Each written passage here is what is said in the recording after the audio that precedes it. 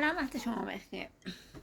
امروز تصمیم گرفتم شب برنامه شروع کنم بدون دلیل خاصی. این اپیزود از اونجایی که فردا اول آبانه و 5 آبان تولد من هستش، این اپیزود رو اختصاص دادم به یک سری کتابی که من کادو گرفتم.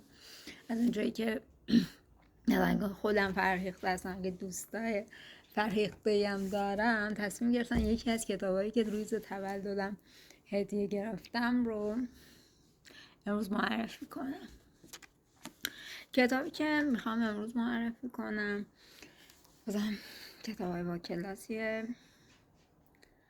اسم کتاب هست زندگی، جنگ و دیگر هیچ. سال 87 کادو گرفتم. الان ورودی های 86 دانشگاهن. 5/8/87 نوشته. نوشتهشم نشون بدم اگه قابل خوندن باشه، که قابل خوندن نیست. اینو سال 87 کادو گرفتم. یکی از دوستای هم کلاسی دانشگاه هم کادو داد و کتاب جالبیه.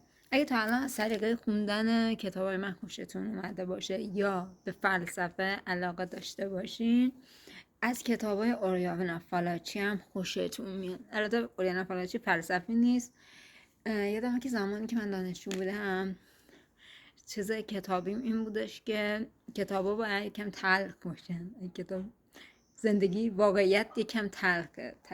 تز من اون زمان این بوده که واقعیت یه ذره تلخه، بنابراین کتابایی که یه ذره فلسفی یه ذره تلخ بودن رو دوست داشتم. اگه به اون سلیقه اون زمان من شما علاقه منی، البته الان مثلا فکر میکنم که کتابا باید یه ذره شیرین باشن. زندگی واقعیت یه ذره شیرین هست، اون زمان فکر میکنم واقعیت یه ذره تلخه.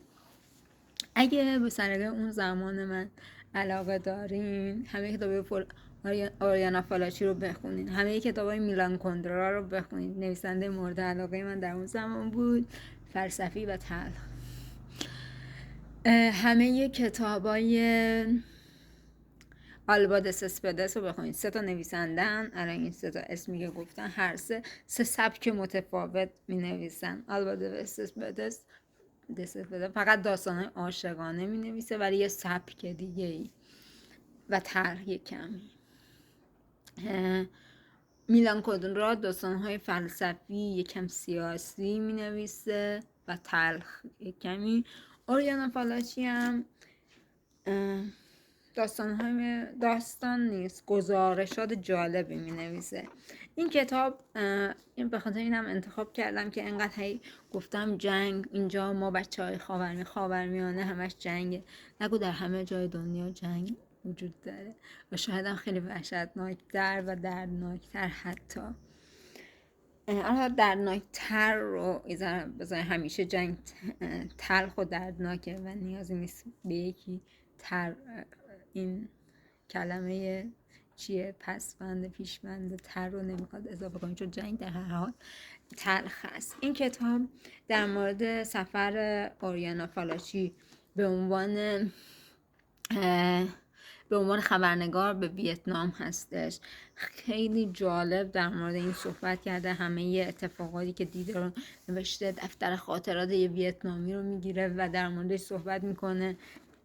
یه صحنه‌ای که خودم خیلی دوست دارم اون جایی که وارد دفتر یکی از این فرمانده ها میشه و بهشون میگه که اگه نیاز داری بهت اسلحه بدیم اول کار. گفت نه، من برای نجات جون خودتون بهتره که اسلحه داشته باشین. به اون قبول نمیکنه، میگه نه، من بدون اسلحه نمیخواد مثلا کسی رو بکشه. داستان که یه گزارش خیلی جالبیه و خیلی خوبم ترجمه شده. خانم لیلی گورستان معروف اینو ترجمه کرده و فوق‌العاده اثر جالبیه.